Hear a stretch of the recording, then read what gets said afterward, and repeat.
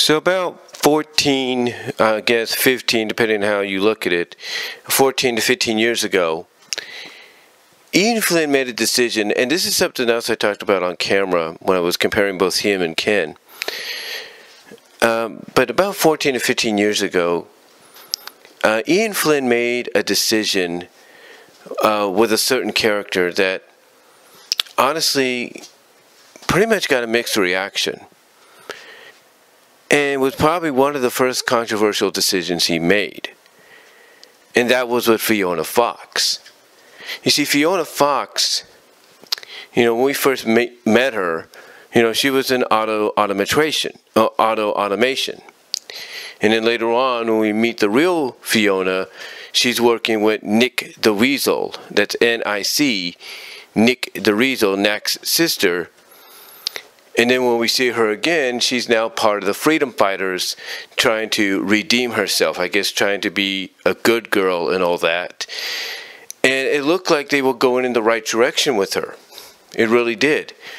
True, the Sonic-Fiona relationship and, that turning into a love triangle with Tails, that was unnecessary. There's no doubt in my opinion. And I also believe that, as I said in the on-camera video, I do believe that had Ken Penders remained on the book, then I think he was working towards something, or building towards something between Tails and Fiona, as crazy as that sounds. And after he left, of course, Ian Flynn came on board, and that's when things started to kind of change a little bit with Fiona. And you started noticing this, even though very briefly, with his first issue.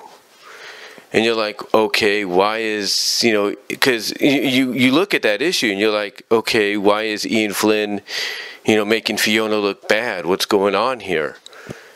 And then if that's not enough,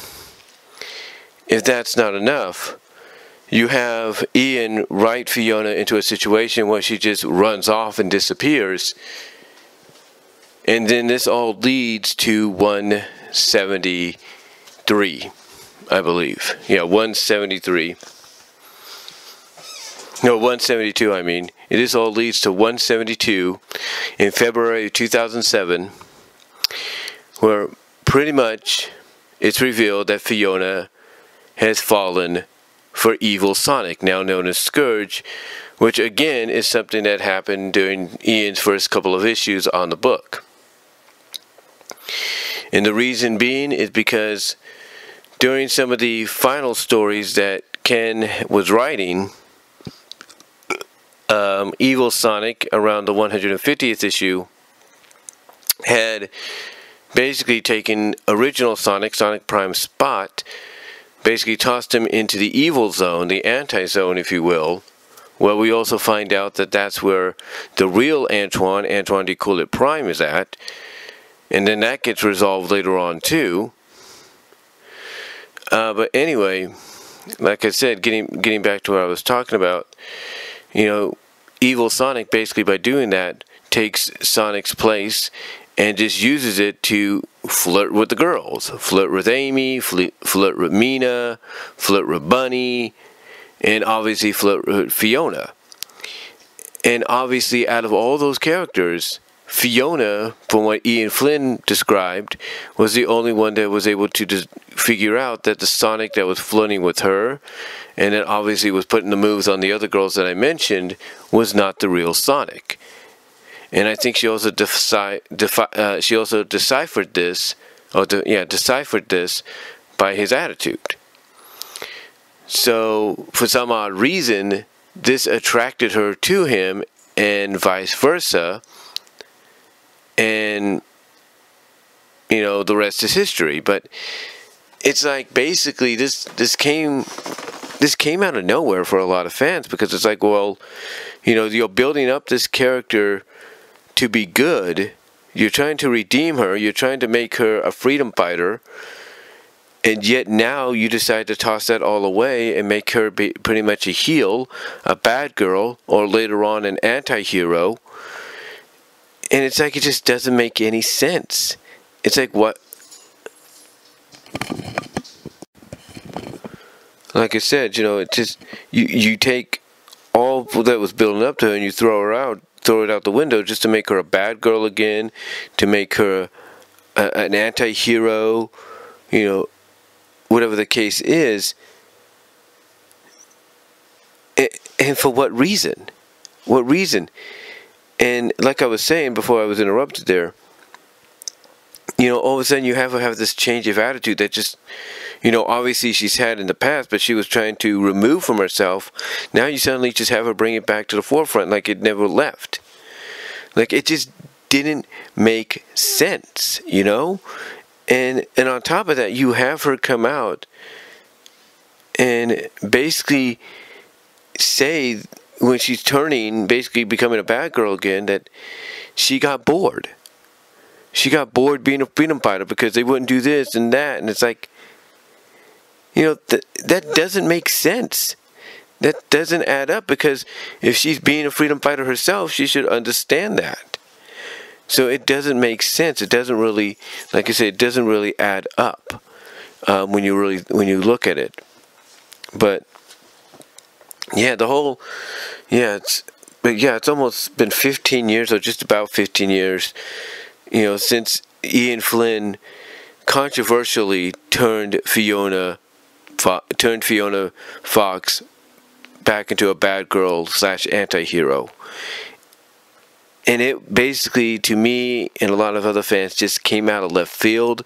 It didn't make sense. But again, I'm assuming this was all part of his cleaning up deal, and I think by doing this also, he figured, well, if I have an evil Sonic named Scourge, he has to have his own version of Sally, so why not give him Fiona? Again, it just didn't make any, I mean, honestly, it just did not make sense how this all came about. It really didn't. I mean, when you really think about it, we're supposed to believe that she, out of all the other girls that Evil Sonic, aka Scourge, was flirting with between 150 and 151, that she's the only one that was able to decipher the fact that this wasn't the real Sonic. Doesn't add up. It really doesn't add up.